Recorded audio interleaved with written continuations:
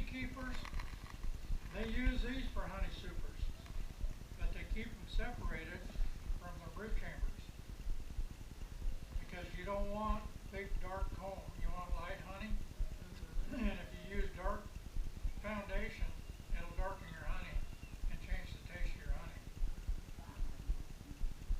So you want to keep your honey supers as honey supers and your brood chamber as brood chambers.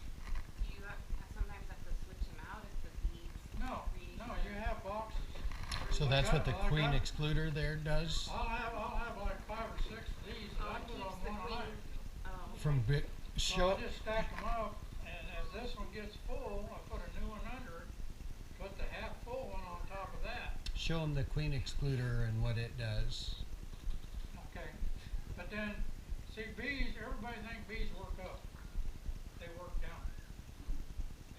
So you keep your fullest super to the top, and your empty one on the bottom where the bees are. Okay? So if you don't want to have pollen and stuff in your honey, you use a queen excluder. Okay? Bees can get through this. A queen bee cannot because she's bigger.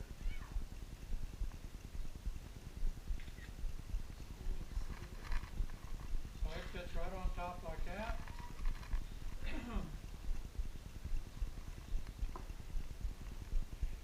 That fits on top of that. Everything is precise measurements.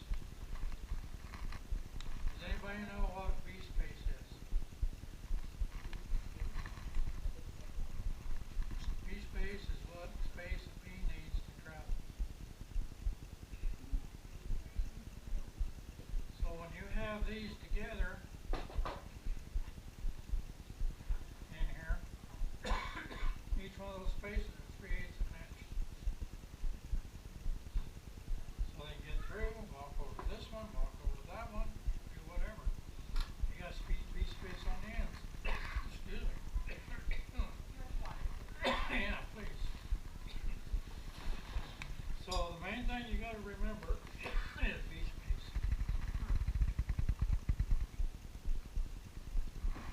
Have you seen those hives where somebody invented it and you like do this crank and it like squeezes out the honey, right? Yeah. Flow hive. The flow hive. Yeah, from Australia. Yes. So that was, Well, you got extractors that spins it out. You cut the comb off.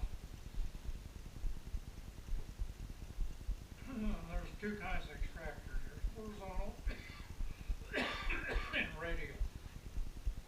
Radial set in like this here, around the thing. Your horizontal is flat. You'll have another one here.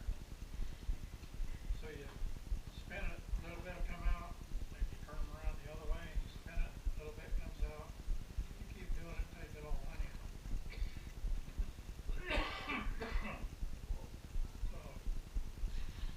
so the flow hive was one of the most successful Kickstarter campaigns of all time. They instead of allowing the bees to build out their own honeycomb for the super, the top box, the bottom box they use, it has the same frames and foundations as this does in the brood chamber, but the top they have plastic comb that when that crank turns, it basically splits the honeycomb. Each cell is like that, and it basically just fractures it like this in the plastic, so it allows the honey to drain out the bottom.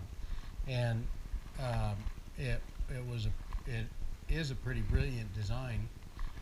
They needed to raise about $60,000 to go into production, so they did a Kickstarter campaign. And within about 2 weeks, that Kickstarter campaign got so many people excited about buying the product that they had raised $11 million. Oh my goodness. And I think it was just that people are starting to be aware that there's a problem with losing bees, and that we aren't going to survive if we don't have bees. And so it was a very successful Kickstarter campaign. A lot of people pre-ordered the product before it was fully manufactured, and it's a pretty cool product. So But you think it the really works? extraction, it does work. There are some that say that the bees don't like putting their honey into the plastic cells as well as they do building out their own comb. But they definitely do work and perform. And for a backyard beekeeper that doesn't want to get all the extraction equipment and go through the process, it could be a real fun hobbyist way of doing a single hive. You better have a deep pocket to them, not They're cheap. expensive. They're about $600 for the whole hive setup. But in reality though, how much is the extracting stuff? Would you spend that much on the extracting equipment? Oh, Well, right, yeah. No, I got a friend in Colorado that I went to school with and messed around with his dad and grandpa and stuff in the bee business.